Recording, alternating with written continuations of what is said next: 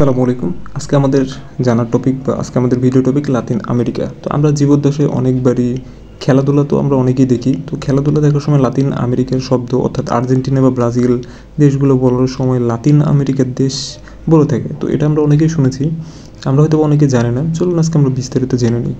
তো Latin America বলতে মূলত আমেরিকার কিছু দেশকে বোঝায়, যে সকল দেশ মূলত লাতিন ভাষায় কথাবার্তা বলে। সবগুলো দেশই না, উত্তর আমেরিকার অল্প কিছু দেশ, স্পেশালি উত্তর আমেরিকা, মধ্য আমেরিকা এবং দক্ষিণ আমেরিকার সবগুলো দেশই লাতিন ভাষায় কথাবার্তা বলে। এই জন্যে এই সকল দেশকে লাতিন আমেরিকার দেশ বলা হয়। অর্থাৎ মধ্য আমেরিকার কিছু দেশ এবং দক্ষিণ আমেরিকার প্রায় সবগুলো দেশকে লাতিন আমেরিকার দেশ বলা হয়। তাহলে চলুন লাতিন শব্দটির সাথে পরিচিত হয়নি। কি এই শব্দ? আপনি নিশ্চয়ই খেয়াল করেছেন বা আপনি জীবদ্দশায় একাধিকবার হইলেও লাতিন শব্দটি শুনেছেন। তো লাতিন শব্দ বুঝতে গেলে আমেরিকা মহাদেশ থেকে আমাদের ইউরোপ মহাদেশে ব্যাক আসতে হবে। অর্থাৎ উত্তর বা দক্ষিণ আমেরিকা থেকে আমাদের ইউরোপ মহাদেশে ব্যাক আসতে হবে।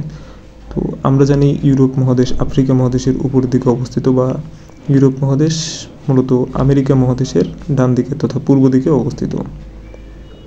চিত্রে প্রদর্শিত এরো চিহ্ন দিয়ে আমরা মূলত ইউরোপ মহাদেশটি দেখিয়েছি। তো চলুন দেখে নিই ইউরোপ মহাদেশের এখানে অবদান কী। তো ইউরোপ মহাদেশের একটি স্বাধীন দেশ ইতালি, এটা আপনারা অনেকেই জানেন। ইতালি হচ্ছে ইউরোপের দেশ। তো এই ইতালির রাজধানী হচ্ছে রোম, এটাও আপনারা অনেকেই জানেন। এই রোমকে কেন্দ্র করে গড়ে উঠে হচ্ছে প্রাচীন রোমান সাম্রাজ্য। আমরা জানি যেমন প্রাচীন গ্রিসের সাম্রাজ্য, অ্যাথেন্স বা স্পার্টা, ঠিক এরকমই ইতালিতে গড়ে ওঠে রোমান সাম্রাজ্য। তো এই রোমান সাম্রাজ্য গড়ে উঠে হচ্ছে ইতালি রোমকে কেন্দ্র করে। তো কেন এর গুরুত্ব এটাও দেখিনি, চলুন। তো লাটিয়াম, যে এলাকায় রোম সাম্রাজ্য গড়ে ওঠে ওই এলাকার নাম হচ্ছে লাটিয়াম। খ্রিস্টপূর্ব 200 থেকে 150 খ্রিস্টপূর্বাব্দে, অর্থাৎ এখন থেকে প্রায় 2200 বছর অথবা 2150 বছর আগে ইতালির রোমে যে সাম্রাজ্য গড়ে ওঠে ওই সাম্রাজ্যের নাম লাটিয়াম সাম্রাজ্য, এবং এই লাটিয়াম সাম্রাজ্যের ভাষার নাম হচ্ছে লাতিন। আবার ভালো মতো খেয়াল করুন, এই লাটিয়াম সাম্রাজ্যের ভাষার নাম হচ্ছে লাতিন ভাষা।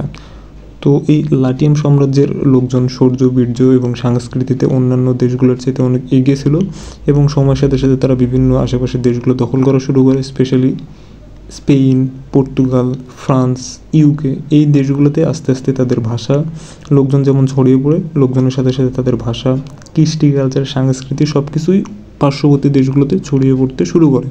ফলে ফ্রান্স, স্পেন, পর্তুগাল এই সকল দেশগুলোর ভাষা আস্তে আস্তে প্রাচীন রোমের লাতিয়াম ভাষার অনেক প্রভাব পড়তে শুরু করে। তো লাতিন ভাষার বিভাগ অর্থাৎ লাটিয়ামদের যে ভাষা লাতিন, সেগুলো মূলত বিভিন্ন দেশে গিয়ে বিভিন্নভাবে বিকৃত বা সময়ের সাথে সাথে পরিবর্তিত হয়ে বিভিন্ন দেশের বিভিন্ন ভাষায় রূপান্তরিত হয়েছে। যেমন ফ্রান্সের ভাষা হচ্ছে ফ্রেঞ্চ, ইতালির ভাষা হচ্ছে ইতালিয়ানা, পর্তুগালের ভাষা হচ্ছে পর্তুগিজ, রোমানিয়া, কাতালান, এই সবগুলোই মূলত প্রাচীন লাতিন ভাষা থেকে উৎপত্তি লাভ করে। অর্থাৎ লাতিন ভাষা থেকে এই সবগুলো দেশে, পার্শ্ববর্তী বিভিন্ন দেশে এই ভাষাগুলো আস্তে আস্তে বিস্তৃতি লাভ করতে শুরু করে। ভিডিওটি যদি আপনার ভালো লাগে তাহলে লাইক করবেন, মতামত কমেন্ট করে জানাই দেবেন, আর আরও ভালো লাগলে অবশ্যই সাবস্ক্রাইব করবেন। তো এই লাতিয়ান বা লাতিন আমেরিকায় কীভাবে গেল সেটা বোঝার জন্য রেনেসাঁতে আসতে হবে। রেনেসাঁ শুরু হয় আমরা জানি 1300 থেকে 1500 খ্রিস্টাব্দে, এবং আপনি এটাও জানেন। তো রেনেসাঁ শুরু হয় মূলত ইতালিতে রেনেসাঁ শুরুর পর মানুষজন আস্তে আস্তে তারা ব্যবসা বাণিজ্য, অর্থনীতি, রাজনৈতিকভাবে এগিয়ে যেতে শুরু করে। তাদের শিল্প বিপ্লব থেকে শুরু করে বিভিন্ন ধরনের বিপ্লবের ফলে তারা আশেপাশের দেশে ভ্রমণ করতে শুরু করে। স্পেশালি ইতালির লোকজন বা ইউরোপের লোকজন আশেপাশের যে সকল মহাদেশ সেগুলো দখল করা শুরু করে। রেনেসাঁর পর ইউরোপিয়ানরা মূলত 3টি মহাদেশ দখল নেয়, যেমন আমেরিকা মহাদেশ, এশিয়া মহাদেশ, আফ্রিকা মহাদেশ। এশিয়া মহাদেশ সম্পর্কে আমরা জানি, এশিয়া মহাদেশে যেমন ভারতীয় উপমহাদেশে যে ব্রিটিশ ইস্ট ইন্ডিয়া কোম্পানি তথা ইউরোপিয়ানদের উপনিবেশ স্থাপন করা শুরু করে, তারা এখানে এসে সময়ের সাথে সাথে তারা দখল করে নেয় এবং উপনিবেশ স্থাপন করে তাদের কৃষ্টি কালচার বা তাদের সংস্কৃতি আমাদের মধ্যে দেওয়ার চেষ্টা করে এবং দেয়ও। ঠিক এরকমই ইউরোপিয়ানরা আমেরিকা মহাদেশে দখল করে নেয় এবং সেখানে গিয়েও তারা তাদের কৃষ্টি কালচার, সংস্কৃতি, ভাষা এগুলো তাদের উপর প্রভাব ফেলতে শুরু করে। মূলত ক্রিস্টোফার কলম্বাস 1492 সালে ভুল করে ভারতের উপমহাদেশে আসার রাস্তায় তিনি যাত্রা শুরু করলেও ভুল করে তিনি হচ্ছে আমেরিকা মহাদেশে পৌঁছান, এবং আমেরিকার এই কিউবান অঞ্চলে ঠিক এই রুটে তিনি আমেরিকা মহাদেশে চলে আসে। আমেরিকা মহাদেশে তার এই দেখানো রাস্তায় আস্তে আস্তে ইউরোপিয়ানরা আমেরিকা মহাদেশে উপনিবেশ স্থাপন করা শুরু করে এবং আমেরিকা মহাদেশ দখল নেওয়া শুরু করে। তো এর ফলে কি হয়, ইউরোপিয়ানরা আস্তে আস্তে আমেরিকা মহাদেশের বিভিন্ন রাজ্য, ছোট ছোট রাজ্য বা দেশ এগুলো দখল করা শুরু করে এবং উপনিবেশ স্থাপন করা শুরু করে। ফলে তাদের যে ভাষা, সংস্কৃতি আমেরিকা মহাদেশের উপর ছড়িয়ে পড়তে শুরু করে।